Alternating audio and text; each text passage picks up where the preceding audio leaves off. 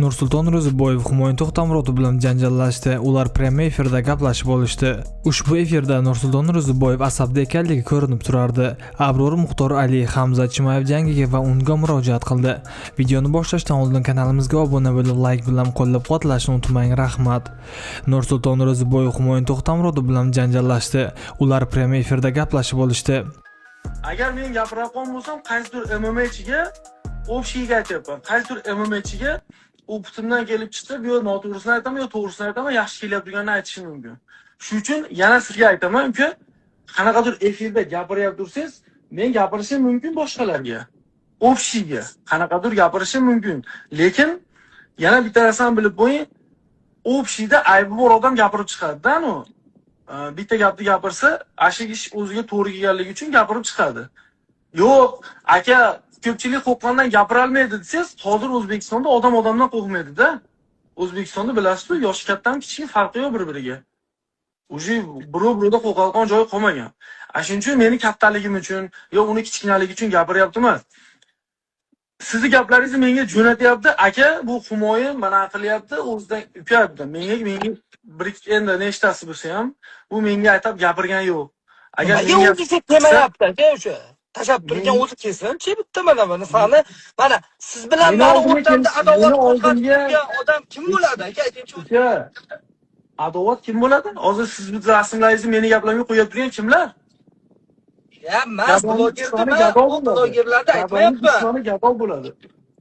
Hozir mana gapirishning Hamzat Chimayev YouTube yurganda biladi, zo'r edi. Kecha bo'yini solishtiring.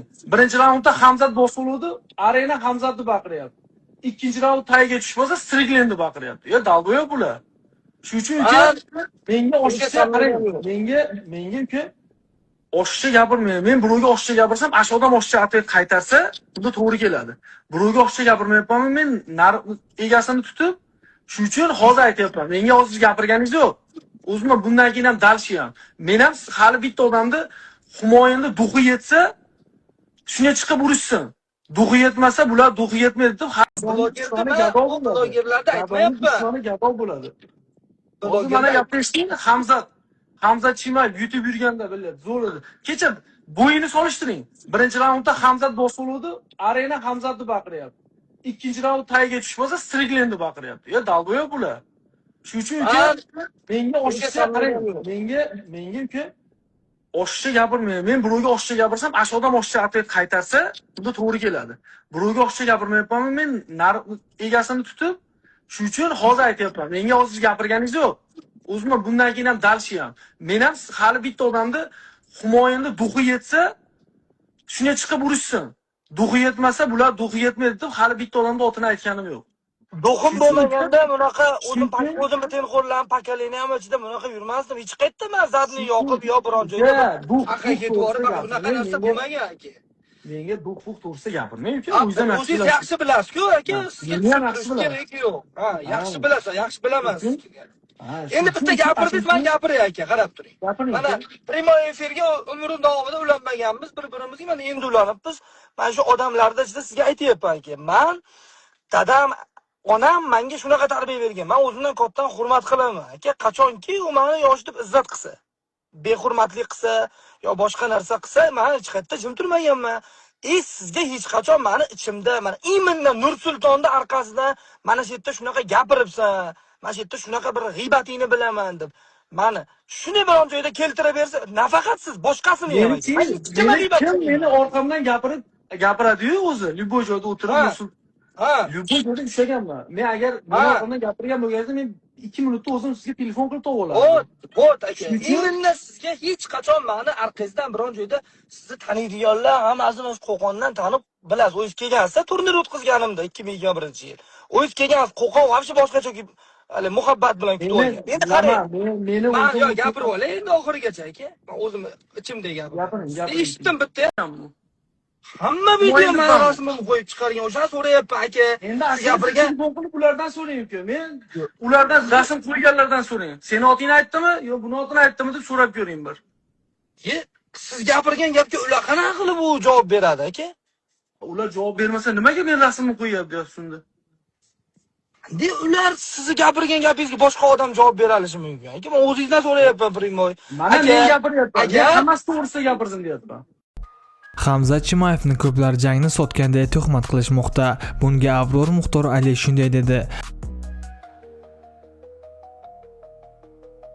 Aziz Estet storiesida qo'ydi, ikkita odam o'zini osib qo'yganini aytishdi, taqin tanishim deyapti. Mol holigacha sotgan, bankdan kredit olgan va mana shu jangda Hamza Chimayevga tikkan. Onlayn orqali tikadi. Tikkan, yutqizdi, tamom tugadi hamma narsasi. Bir kunda. O'zini osib qo'ydi deyapti. Endi ne qadar to'g'ri bilmayman, osib qo'ygan bo'lsa oxirati ham ketdi uni. Alloh asrasin. Bitta qimorning orqasidan dunyosi rasvo bo'ldi, oxirati ham kuyib ketdi. O'zini osgan odam jannatga kirmaydi. Hadislarda kelgan shunaqa. Juda ko'pchilikda to'g'risi hozirgi paytga misol juda ko'pchilikda qo'lini quritibardi, kerak bo'lsa oilasini parokanda qilardi. Ko'pchilik o'zini o'zi osibardi hozirgi paytga. Pul topib bera olmayotganlar boshqalar. O'zini o'zi xullas abyor qilib yo'qotib beryapti. O'zini o'zi cho'ktirib, ruhan ham, hamma yo'q, ma'naviy ham, ruhan ham odam o'zini cho'ktirib oladi ekanda bu narsa. Ko'p narsam bor edi meni. Juda ham ko'p, misol bog'larim, yerlarim, endi uchastkalarim hamma yo'g'im bor edi. Endi Allohga shukr, tavba qilib, Allohdan so'rab qaytdi, Allohga shukr. Keyin hozir endi 5-6 ta narsani sotib, juda ko'p narsani yo'qotdim, to'g'risi. Misol yo'qotdim-da. Oldin to'g'risi juda ko'pchilik misol hurmat qiladi. Hozir ham hurmat qiladi. Pulingiz yo'q bo'lsa, misol boshqa bo'lsa, odamlarga ham to'g'risi yo'qmas ekanda, obro'ga ham topadi. Buni orqasidan obro'ga ham ziyon yetadi ekan, bu oilaviy ham misol aziyat chekadi ekan. Uje otarman bo'lib ketdi, kidalshi bo'lib ketdi. Uje aldash yo'llariga o'tasiz ekanda, bu juda harom o'ynang. Men boshligimni unaqa yolg'on gapirib, katta bo'lmaganman-da. Lekin mana shu o'yin o'ynab, kerak bo'lsa odamlardan onam olib qoldi.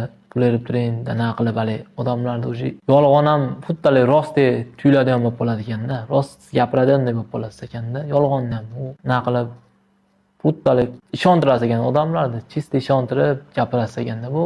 Misol ko'chat misol 15 ming, 20 ming bo'lsa sizga 10 mingdan beraman deb o'sha odamlardan aqlishib tujalib, odamlar bersa o'sha pulni olib borib o'ynash, anaqa maqsad bo'lib qoladi-da. Maqsadingiz bitta bo'lib qoladi, yaxshi o'ynab yutib, xullas qarzlarimni to'layman, o'ynab yutaman. Lekin bu narsa faqat botqoqqa tortadigan bu yaxshilikka bormaydi ekan bu o'yin. Men mana o'zim misol bildim, yutdim, misol kerak bo'lsa misol 10 ming dollar ham yutdim, 5 ming dollar ham, 20 ming dollar yutdim. Lekin uni 10 baravar, 20 baravar qilib olib chiqib ketdi u 10 ming dollar, 5 ming dollar pullarni 10 baravar, 20 baravar qilib o'sha pullarni chiqib ketdi o'sha. Juda katta qarzlar to'ladim. Allohga shukr, ikkala. Doimiy tavba qilganim bor ekan, tavba qilib, misol men o'zim osib olmadim yo bir o'zim aniq olmadim.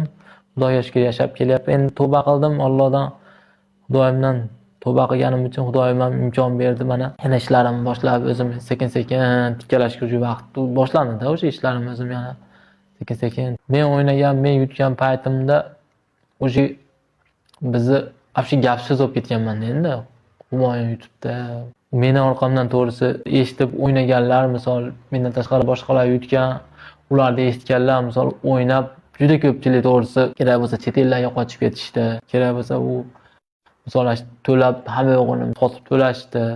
Juda ko'pchilik to'g'risi chet ellarga qochib ketib, ular kun kechiryapti. So'rab ketganini ko'rganim ham yo'q, bu ko'rmayman ham. Bu tepani bu sekin-sekin o'ziga jalb qilib olib turib, bu baribir ham haloldan kelgan pulingiz baribir ham haromga aylanib ketadi ekan. Bu o'yin, bu anaqalar bizga to'g'ri keladigan o'yin emas ekan. Bu musulmon diniga, bu musulmonlarga to'g'ri keladigan o'yin emas ekan bu.